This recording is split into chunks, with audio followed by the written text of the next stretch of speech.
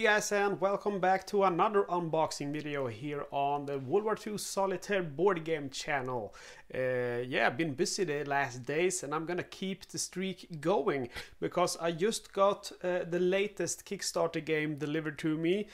Soldiers in postmen's uniforms, the defense of the Polish post office in Danzig during the Second World War. Designed by, of course, David Thompson and released by DVG Danvers and Games. And for you guys who have followed this channel for quite a while, there is no secret that Pavlov's House is my absolutely favorite game. And this game is part of the Valiant Defense series. As you can see here, we have 3 of the titles. So the first one is Castle Litter, Pavlov's House, which was ironically published before Castle Litter but designed after Castle Litter, and then now we have the third part, which is Soldiers in Postmen's Uniforms. And for your information, there's actually a 4th part now under development, which is about a small part of the Battle of the Bulge. So we're gonna be controlling American soldiers. Okay, so let's get this plastic off the box, so you don't have to stare at my reflection. And like I always say, anything with the name David Thompson on is gonna be an instant back for me, because the quality is just amazing. And the rule books, I mean, Pavlov's House was actually my very first solo game, was Field Commander Rommel, and my second game was Pavlov's House. And I think that's actually, okay, it's not a super heavy game, but it's definitely not a light game. But I learned that game. It was intimidating at first. I learned it quite quickly because of the superb rules. And after that, I got the confidence to move on to other games. And I think many people in this hobby, they buy something very, famous, like D-Day at Omaha, and then they get stumped by the rules and they just quit. So anyway, enough about that. Let's take a look at this very new game. Rulebook, Soldiers in Postmen's Uniforms. So we have our rulebook and we have our board. It looks like it's gonna be quite big.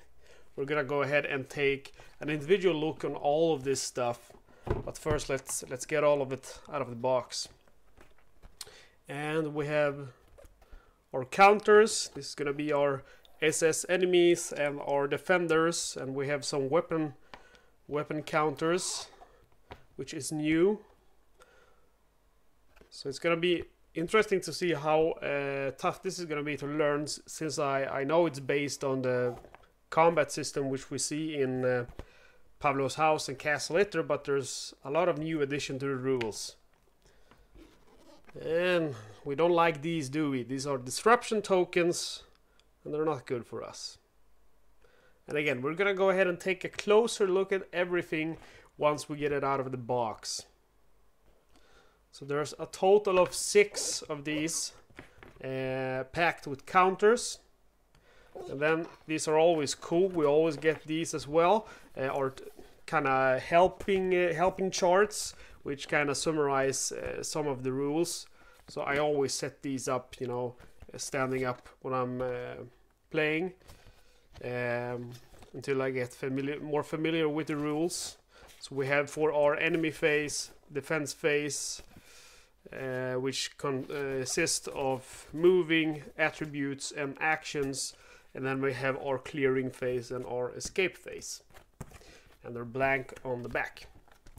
And we have a bunch of cubes, and that's always nice, because these cubes, you can replace some of the counters with them. And these cubes are also really good for other games. Like, for example, the cubes from Castle Litter. I use them in so many different kind of games, because they're really, the size is, for me, very good. And we get some D6. And this is some kind of special dice. As you can see, this one has a 10 on the side. This one looks like a D6. Yep, 1, 2, 3, 4, 5, 6. So this is actually a D6, but with numbers instead of pips. And then we have some kind of special one. So I'm guessing This one goes to 6, and this one goes from 7 to 12. And you're gonna use that like a D12 then, I guess. Just assumption. Okay, so we have 2 deck of cards, and you can see it is. I like the update here because my only complaint with Pavlov's House, and my really only complaint, was that I find the graphics, the cards and the map a little bit boring, and if they were to update that into some really beautiful you know, thematic graphic which would capture your imagination better, I think the game would be a true masterpiece. But anyway, enough of me babbling about Pavlov's House. We have some really beautiful art here. We see on this side we have some time period photos, and on this side we see art designed by Matthew White, who's also the art designer for upcoming American Tank Ace by Gregory Smith, which I also have. I got that pre-booked from Second Chance Games. So, defense on the morning of World War II, and we see some cards here, and I'm gonna give you a moment to read this if that's something you want to read. But basically, it's about the battle. This is about the Danzig post office battle in some of the first days of World War II in 1939. In the beginning of September. We can see our game components here. We have 117 cards, 84 wooden blocks, 4 sheets of counters, 6 dice, 4 reference sheets, a mounted tactical display, and a rule book. And the game is tactical, individual soldiers. We have 1 player. Time to play is 60 to 75 minutes. Complexity is moderate, and ages 14 and up. A David Thompson game design. And I think I saw something on the front cover that someone else have helped out, and his name is Michael Kochman. And the cover photo is by Jason R.C. Brown, and the art again is by Matt White, released by DVG. Okay, so we're gonna go ahead now and take a closer look at the individual components of this game. Let me get this knife out of the way. The first thing we're going to go ahead and take a look at while we have all this space is the map. The maps are usually pretty big with these games, and unfortunately for me they also give off quite a glare. So the DVG games are not very easy at capturing without this glare, but if you can use a normal I think it's called a tripod, you can kind of get away with it. But anyway, we see the map here. We have ground floor, basement, ground floor, and I'm guessing that. So this is gonna be this is gonna be your outside view. This is the post office, I assume, and the surrounding streets where we are gonna get the enemy charging in. And then on the right side we can see the individual floors. So we have the basement here. The ground floor, and then we have the up floors. So you can see different kind of you know, apartments. We have some baths here and toilets and some tables and stuff, so that's interesting. And down here we can see emboldened, shaken, and panicked. There's gonna be different statuses for our defenders. So a big map.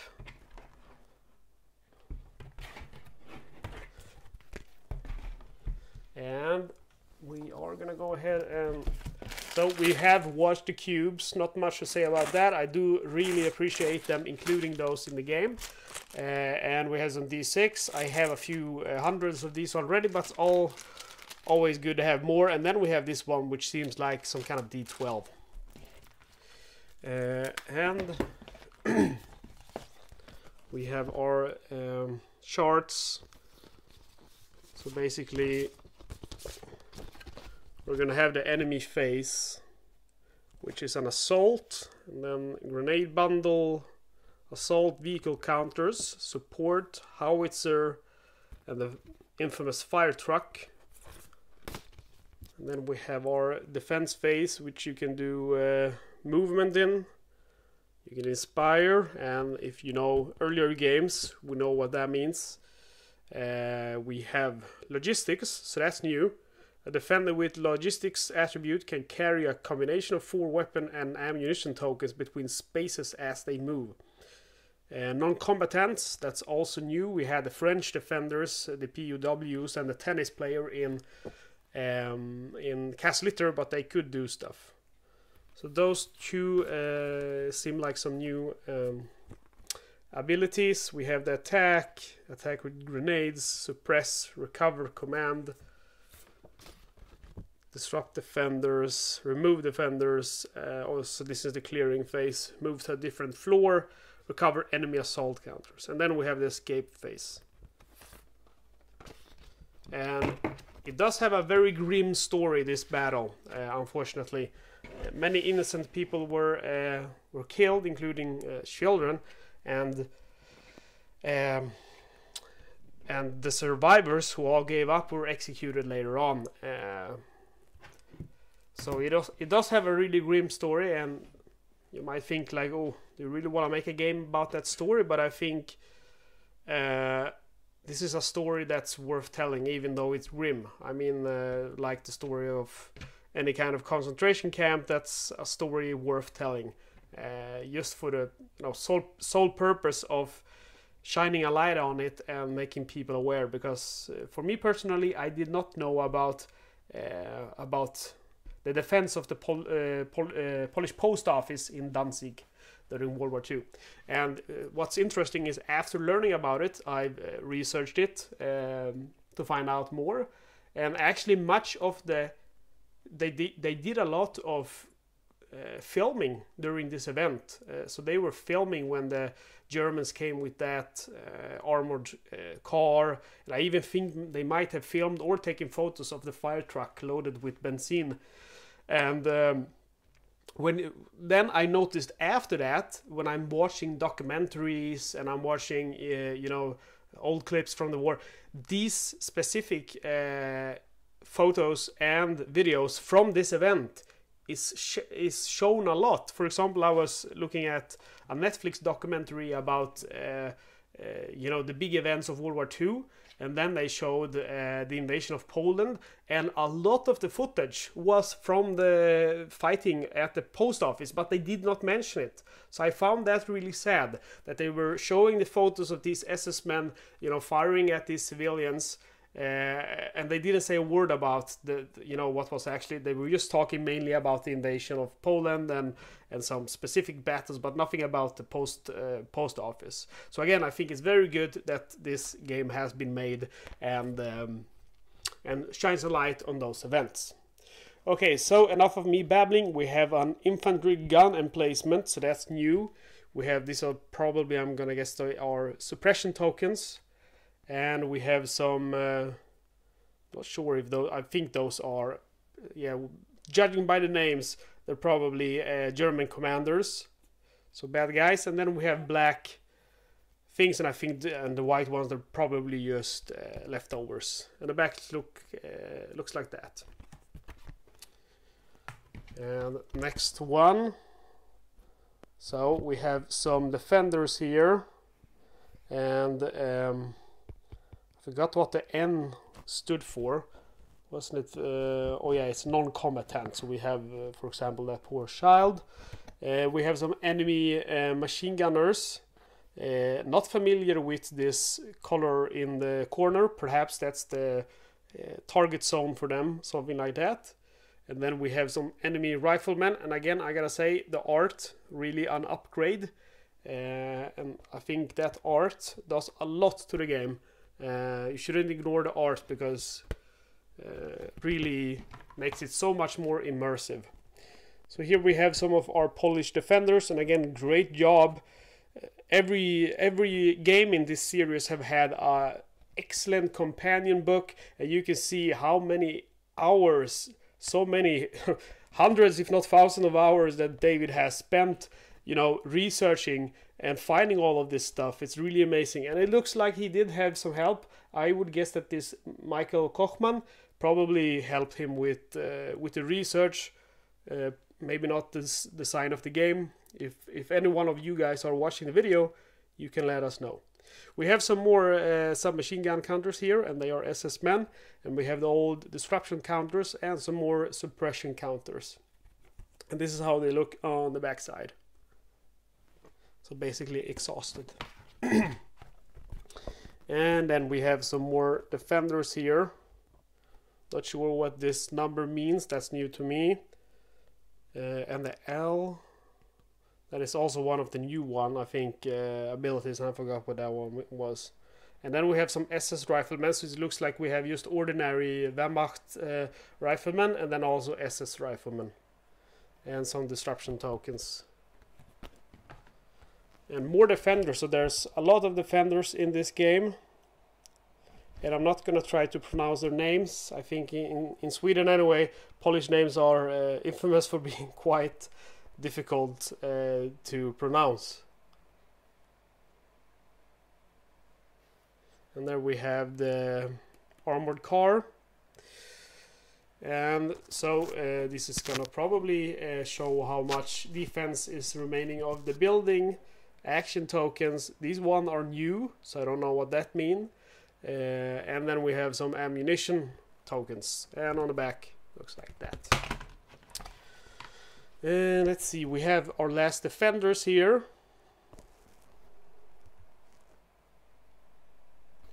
And then we have some more of these submachine gun soldiers, looks like Wehrmacht, and then we have an armored car.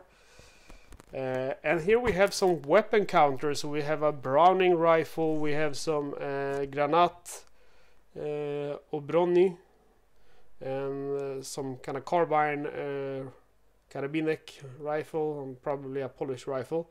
And then we have a Polish defender token and another of these which show how much defense remains of a building, or health points, or whatever you want to call it, hit points. And then we have the rules, and let's go ahead and look at those briefly. Beautiful photo of the post office today.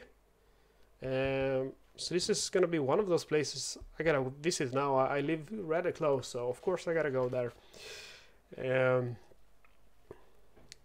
So in soldiers in postman uniforms, you take control of the valiant defenses of Polish Postal Office number 1 in the free city of Danzig on the first day of the Second World War.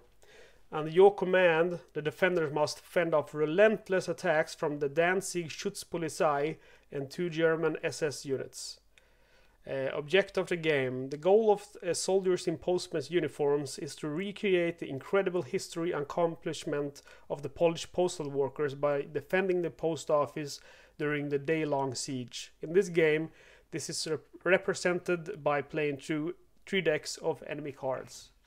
And another note on it being a rather horrible subject due to the casualties of this fight. Very good as always explanation of our counters, very well the setup described, and again about the subject being horrible. David also, this is the first I think in the Valiant Defense series, because cast later Pavlov's House you could play 2-player, so you could be the bad guys, but you cannot be the bad guys in this game. And I saw some people complain about that, saying, I have no problem playing like the bad guys, but I definitely respect that decision, and I think it was a wise decision as well. A very sensitive and wise decision. So here we have some beautiful photos as always. I gotta say, the DVG rulebooks are the best rulebooks I've ever seen when it comes to solitaire board games. Nice here example, showing everything how it should be set up, and then very logical playing the game overview with some example pictures. And here we have a gameplay example in blue. It just keeps very good explaining how this game works. So these are all gameplay examples. And here we have another gameplay example. So these blue boxes with the attached photos are going to be gameplay examples. And you can see there's lots of them, and I think that's a great idea, especially together with photos, because that's going to help some rules which can be kind of hard to understand when you haven't seen them in action is gonna click once you see this.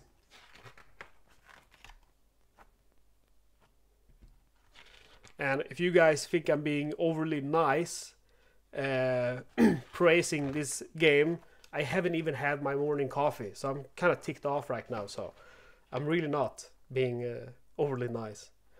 And it just goes on in great detail, except that's also something I gotta say, and I'm sorry, but the rules are so good with the Pavlos House Castle Eater and now this game that it goes into great detail explaining how to play the game, but it doesn't go overly into detail, you know, babbling, making you lose the red thread.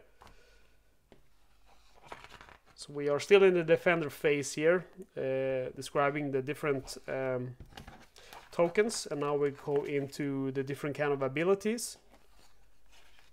And now we're in the clearing phase, and the clearing phase again has many nice examples with big photos attached and ending the game. So you win if you scored 16 or higher, it's a draw if you score between 1 and 15, and you lose if you score 0 or lower. Our victory levels are epic victory, major victory, minor victory, draw, and loss. And then we have our variants, and that's also something I'm going to keep praising David Thompson, but all of his games has these tactic cards, which lets you play the game on, so basically it's going to be basic game without the tactic cards, so you could call that easy or normal. And then you have the veteran difficulty by adding a specific number of tactic cards, and then you have elite difficulty, the hardest one, by adding all of them. And that's what I think all solo games should have. They should have difficulty levels, because working through those levels, starting with the easy levels, working yourself up there to beat the hardest level, that's a fun progress. And just like playing a video game, you get this sense of achievement as you progress through the different kind of difficulty levels. I think this is probably my most rambling unboxing video, and that's why I decided to I might have felt that I had it coming, because I did show you all of the stuff before getting babbling too much, and while I'm showing you this stuff in detail, I take the liberty to babble and ramble. So if you're not enjoying it, just turn on Spotify or something like that, listen to some good tunes. So this is actually the last stuff of the game, which is the cards. So we are gonna go through each and every card in great detail, and and have a look at them individually. And many of the cards are going to be the same. Those cards we're just gonna, you know, keep shuffling through.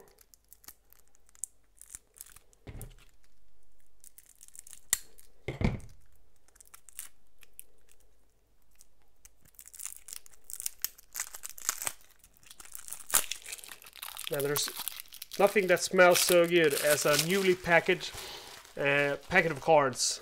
Kind of reminds you when you were a kid and you were collecting like hockey cards or Pokemon cards, whatever you were collecting. Okay guys, so we're gonna go ahead and go through the cards, and these look like the tactic cards, I'm guessing, which is gonna make the game a little bit harder, or perhaps, no, actually these are the tactic cards. These are gonna be your enemy deck, probably, if it's anything like its previous games in the series. So again, we have the beautiful art here by Matt White. We have our submachine gunner, and we have the fire truck, infamous fire truck, a howitzer, and another or a machine gunner with the MG42.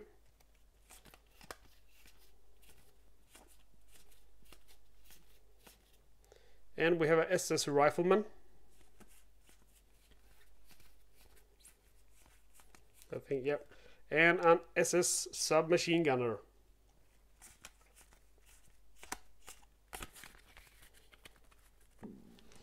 And let's look at the tactic cards. So these are not gonna. I'm just gonna show them, and if you are interested in a specific one, just pause the video. But these are going to be after resolving a submachine gun card, place a second submachine gun counter in the same location as the first, and then advance the counter as normal. So basically these are just cards that are designed to make the game harder. So I can understand why they don't have the art as the first cards do. But again, if you wanna, I'm not really interested in these myself. I'll use them once I've beaten the game on normal. But if this is something that you find interesting, I'll give you a chance here to pause the video and read the cards. Otherwise, you skip ahead a few seconds. So while I'm doing this, I'm gonna say to you, please go ahead and comment on the video, like the video. Even if you don't subscribe, it helps me out so much.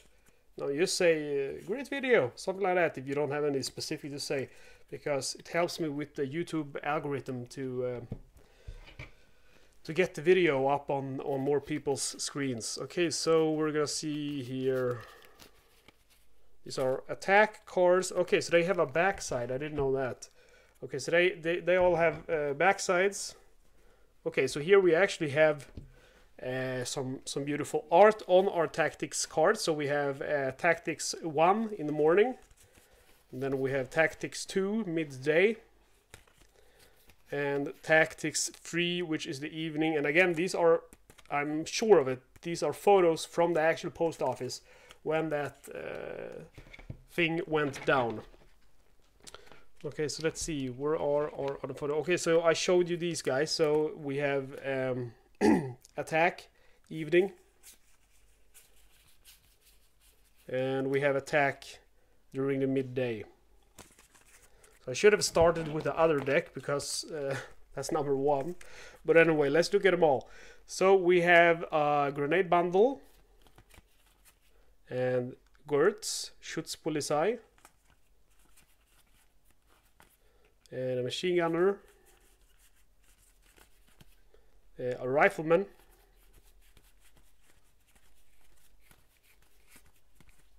submachine gunner,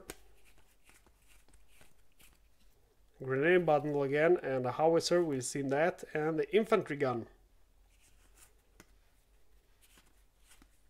And Gaka, Gertz, Grunov, Yago, and more machine gunners, and riflemen, and a submachine gunner. And on the back then we have the attack 2, which is midway. We already seen that, I think. And then we have attack in the morning. Those are all going to be attack 1 morning. So there we go. See, these were okay. So they are going on top here. That's how. So this is going to be your attack deck. So you can see it's quite a lot of cards. And then on top of that you have tactic cards, which can be added once you have mastered the base game. So that, my friends, is everything that you get in DVG's Postmen in soldiers' uniforms. So I'm just gonna go ahead and bring it all out here so you can see it all. So much stuff. So looking forward to learning how to play this one, and I'm definitely gonna do a playthrough video on it. So if that's something you're interested in, stay tuned to the channel. Make sure to subscribe not to miss out. As I always say, thank you very much for watching. See you next time.